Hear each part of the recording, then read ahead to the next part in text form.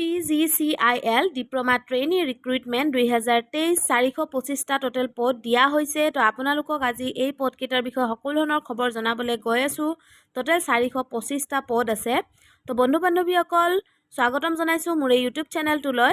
আপোনালোকে যদি চৰকাৰী চাকৰি যিকোনো ধৰণৰ চৰকাৰী চাকৰিৰ খবৰ পাব বিচাৰে তেতিয়াহ'লে এই চেনেলটো ছাবস্ক্ৰাইব কৰি দিব, কাৰণ অসম চৰকাৰ বা ভাৰত চৰকাৰ সকলো ধৰণৰ চৰকাৰী চাকৰিৰ খবৰ মই এই চেনেলটোৰ ভিডিঅ'ৰ জৰিয়তে সকলোতকৈ আগতে আপোনালোকক জনাই দিওঁ।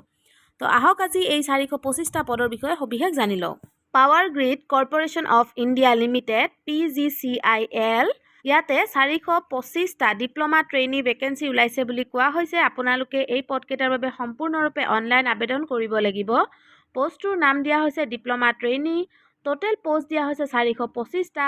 কেটেগৰী ৱাইজ ভেকেঞ্চি আছে বুলি কোৱা হৈছে। জেনেৰেলৰ কাৰণে 214টা, OBCৰ কাৰণে 82টা, SCৰ কাৰণে 67টা, STৰ কাৰণে 24টা, EWSৰ কাৰণে 38টা, PWBDৰ কাৰণে 32টা আৰু EXSM ইয়াৰ বাবে 38টা পদ আছে বুলি কোৱা হৈছে আৰু DEXSMৰ কাৰণে 12টা পদ আছে বুলি কোৱা হৈছে।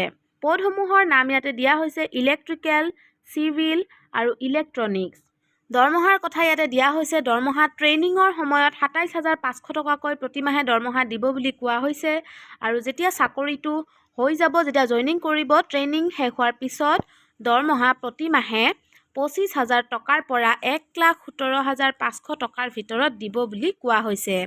বয়সৰ সীমা ইয়াতে দিয়া হৈছে 27 বছৰৰ তলত হ'ব লাগিব 23 ছেপ্টেম্বৰ 2023 তাৰিখলৈকে।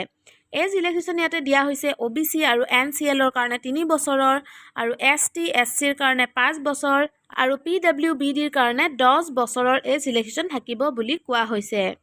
এডুকেশ্যন কোৱালিফিকেশ্যন ইয়াতে লাগিব বুলি কোৱা হৈছে। ডিপ্ল'মা থাকিব লাগিব ইঞ্জিনিয়াৰিঙত যিকোনো বৰ্ড বা ইউনিভাৰ্চিটিৰ পৰা আৰু লগতে 70% মাৰ্কছ থাকিব লাগিব বুলি কোৱা হৈছে। এপ্লিকেশ্যন ফিজ ইয়াতে লাগিব 300 টকা এপ্লিকেশ্যন ফিজ লাগিব বুলি কোৱা হৈছে।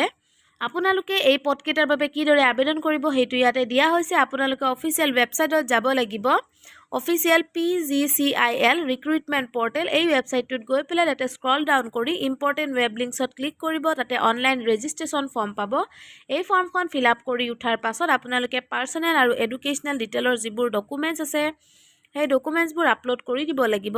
তাৰ পাছত এপ্লিকেশ্যন ফিজটো পে'মেণ্ট কৰি উঠি এখন এপ্লিকেশ্যন ফৰ্মখনৰ এখন প্ৰিণ্ট আউট কপি লগত লৈ আহিব, কাৰণ যেতিয়া আপোনালোকে এক্সাম দিবলৈ এডমিট ওলাব বা এক্সাম দিবলৈ যাব তেতিয়া এই এপ্লিকেশ্যন ফৰ্মত থকা এনৰলমেণ্ট নাম্বাৰটো প্ৰয়োজন হয়।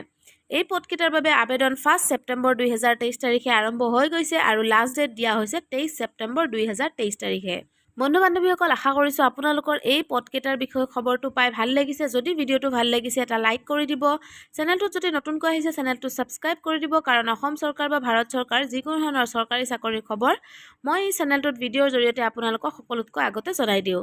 তো বন্ধু বান্ধৱীসকল এই ভিডিঅ'টো শেষলৈকে চাই থকাৰ বাবে বহুত বহুত ধন্যবাদ।